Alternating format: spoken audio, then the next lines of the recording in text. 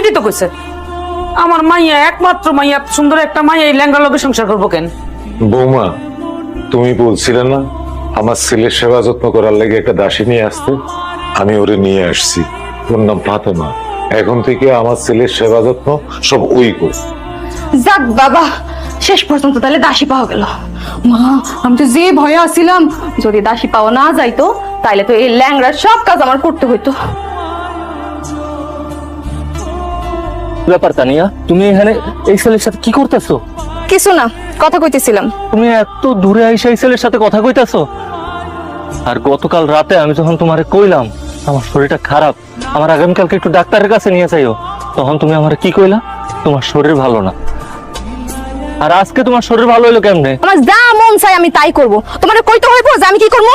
অবশ্যই কইতে হইব, কারণ তুমি আমার বউ আর আমি তোমার স্বামী। তুমি আমার ক্রসুর স্বামী, হ্যাঁ? ল্যাংড়া পঙ্গু কোথাকার। তানিয়া, দেখছিস তানিয়া, জামাই তো সুস্থ হয়ে গেছে। আমি জানতাম তুমি সুস্থ হয়ে যাইবা। মা, আমি তোমারে কইছিলাম না আমার জামাই সারা জীবন ল্যাংড়া হয়ে থাকবো না, সে সুস্থ হইবই। আমার সুস্থ হওয়ার পেছনে সবচাইতে বড় অবদান কিন্তু আমার। তুমি ভুল বললা তানিয়া। আমি সুস্থ হওয়ার পেছনে তোমার কোনো অবদান নাই। আমি সুস্থ হওয়ার পেছনে যদি কারো অবদান থাইকা থাকে সেটা হইলো ফাতেমার, সেটা হইলো ওই দাসির। আর তাই তোমার আর আম্মার জন্য একটা সারপ্রাইজ আছে। কি সারপ্রাইজ? বকশিস দিবে। আব্বা, এই দাসীর বাচ্চা, তোর পরনে বিয়ের শাড়ি কেন? ফাতেমার পরনে বিয়ার শাড়ি, কারণ ফাতেমারে আমি বিয়া করে আনছি। ফাতেমা এখন আমার স্ত্রী। এসব তুমি কি কইতেছো? আমি তোমার স্ত্রী থাকতে তুমি সামান্য একটা দাসীরে বিয়ে করছো? সামে বাবাজি, তোমার রুচি এত খারাপ, তুমি একটা দাসীর বিয়ে করছো? না না, এটা হইতে পারে না। তুমি ভুল কইতেছো, তুমি বিয়েটা করো নাই। আম্মা, মানুষের সুখের দিনে পাশে থাকার মানুষের অভাব হয় না, কিন্তু একটা মানুষের যখন খারাপ সময় যায়, দুঃখের দিন যায়, তখন মানুষের পাশে কাউরে পাওয়া যায় না।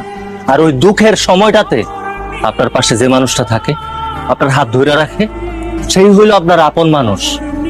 আমি যখন আম্মা অ্যাক্সিডেন্ট করে অসুস্থ হয়ে গেছিলাম, ল্যাংড়া হয়ে গেছিলাম, আমি নিজে গোসলটা পর্যন্ত করতে পারতাম না, খাইতে পারতাম না। আপনার এই মাইয়া, যারা আমি ভালোবাসা বিয়া করছিলাম, নিজের থেকে বেশি ভালোবাসতাম, সেই মাইয়া কখনো আমার সেবা করে নাই, আমার একদিন গোসল করাইয়া দেয় নাই, আমার মুখে থুইলা দুই মুঠো খাওয়াইয়া দেয় নাই। আমার খারাপ সময় আমার পাশে ছিল এই ফাতেমা। আমি যখন অসুস্থ ছিলাম, আমি নিজে নিজের গোসলটা করতে পারতাম না, খাইতে পারতাম না, তখন আমার মুখে খাওন তুইলা খাওয়াইয়া দিছে এই ফাতেমা, এই দাসী। আর আজকে যে আমি সুস্থ হয়েছি না, এই সুস্থ হওয়ার পেছনে